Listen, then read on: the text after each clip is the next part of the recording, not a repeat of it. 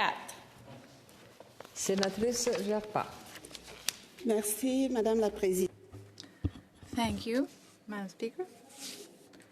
Honorable Senators, I have the honor to address you from the unceded territory of the Algonquin Anishinaabe people. I rise today to respond to inquiry number 4, submitted to the Senate by our colleague, Senator Mary Coyle, on the urgent need to address the effects of climate change in our country and around the world. I thank the Senator for reminding us of our duty at a time when, according to a very recent Léger poll, 70% of Canadians are concerned, even very concerned, about climate change. Dear colleagues, from November 6th to 18th, the United Nations Climate Change Conference, COP27, will begin in Sharm el-Sheikh in Egypt. The parties present at the previous conference, COP26, held in Glasgow, reaffirmed the objective adopted by the international community known as the Paris Agreement to maintain the objective of a global warming not exceeding 1.5 degrees Celsius. Glasgow also emphasized the need for urgent scaling up of clearly identified actions, funding for capacity building, and technology development to build indispensable resilience and reduce the vulnerability of many, if not all, to climate change.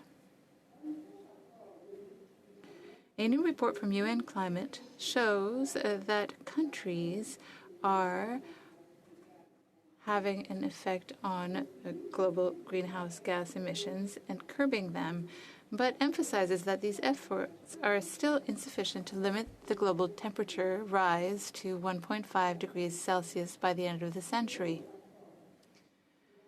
According to the report, the combined climate commitments of the 193 parties to the Paris Agreement could put the world on a path to about 2.5 degrees Celsius of warming by the end of the century.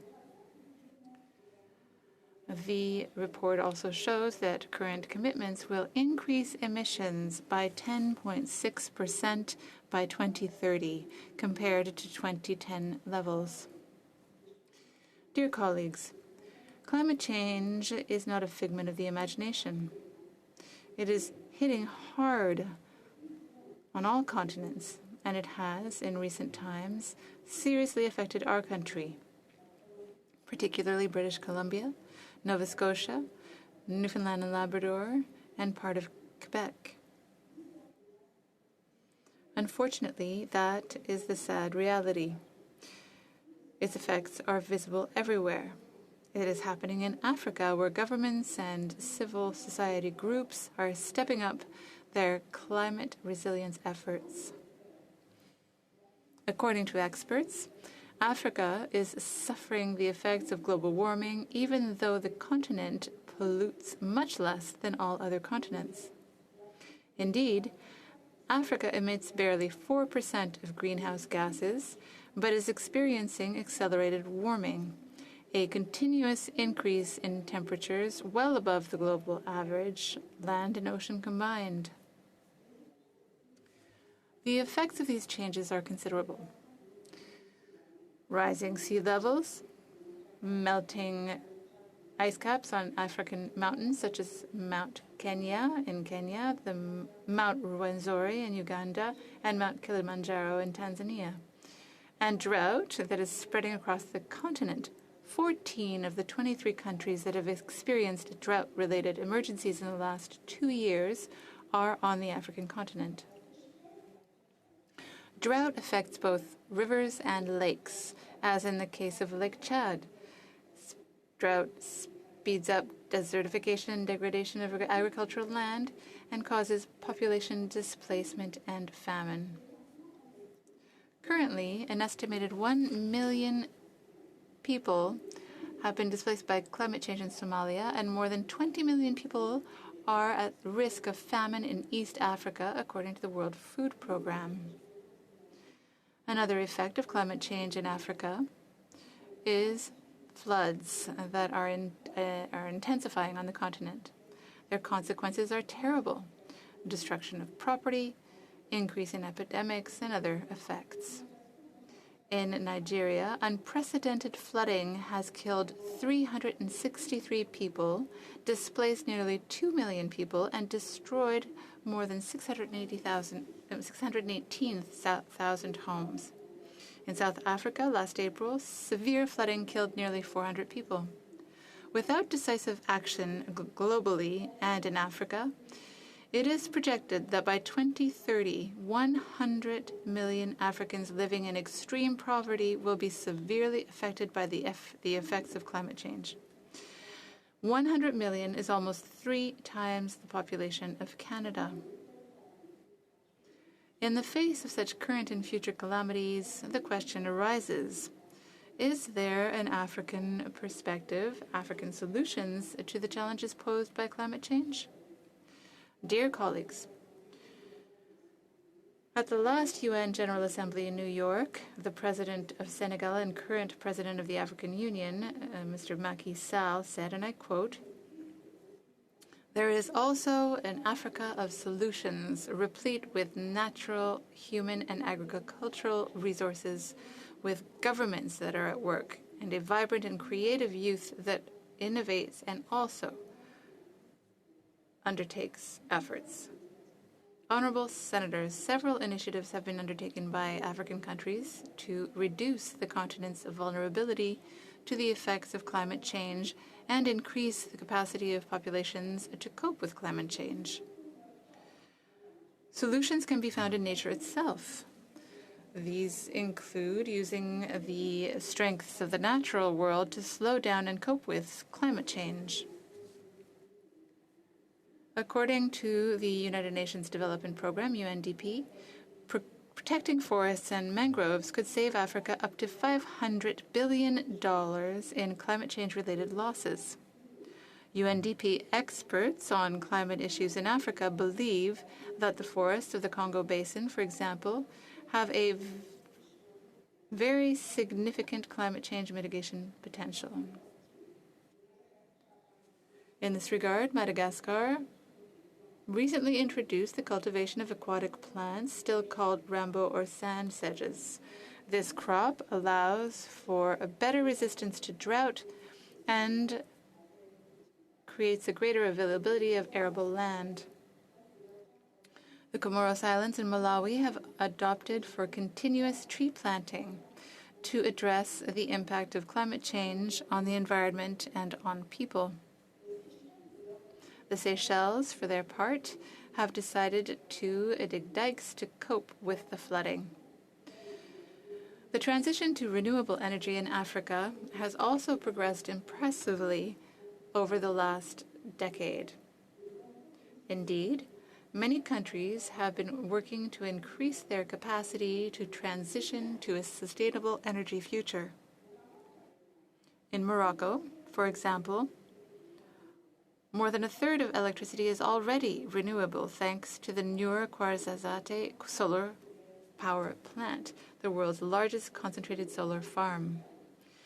This is also the case for wind power plants in Ethiopia and Cape Verde, which are increasingly reducing the use of fossil fuels and hence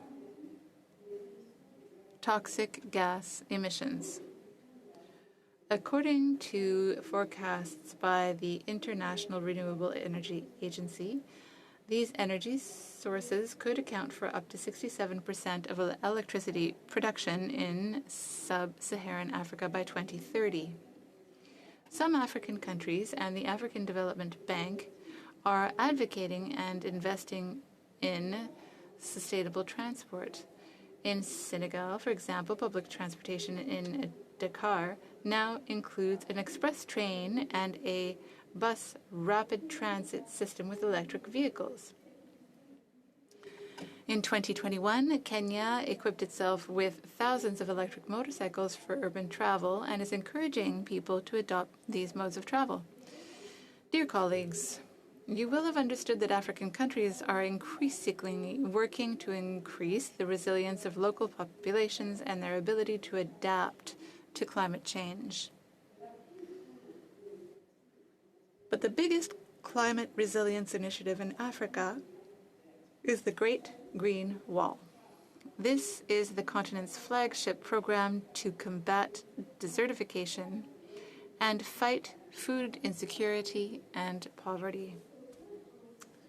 The program aims to transform the lives of millions of people by creating a vast mosaic of green and productive landscapes across North Africa, the Sahel region, and the Horn of Africa. Adopted by the African Union in 2007, the Great Green Wall initiative brings together more than 20 African countries, as well as international organizations, research institutes, civil society, and community organizations. The wall will link Dakar, the capital of Senegal, to Djibouti, covering 11.7 million hectares. However, while Africa presents innovative solutions for climate resilience, it must be recognized that the African continent faces financing challenges to boost climate resilience. I want Canada to champion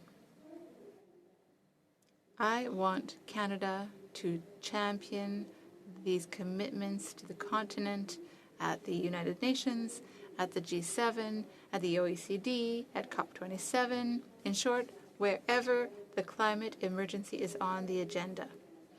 I very much hope that Canada will advocate to support African requests to support their policies in this area.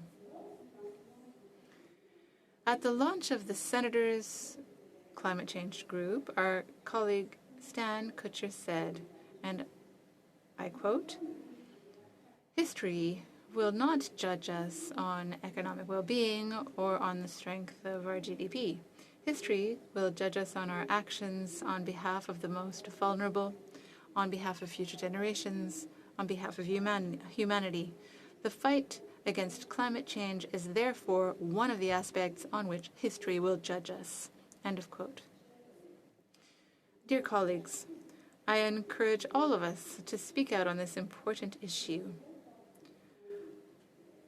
from our own points of view and perspectives, and if you have not already done so, I invite you to join the Senators for Climate Solutions group.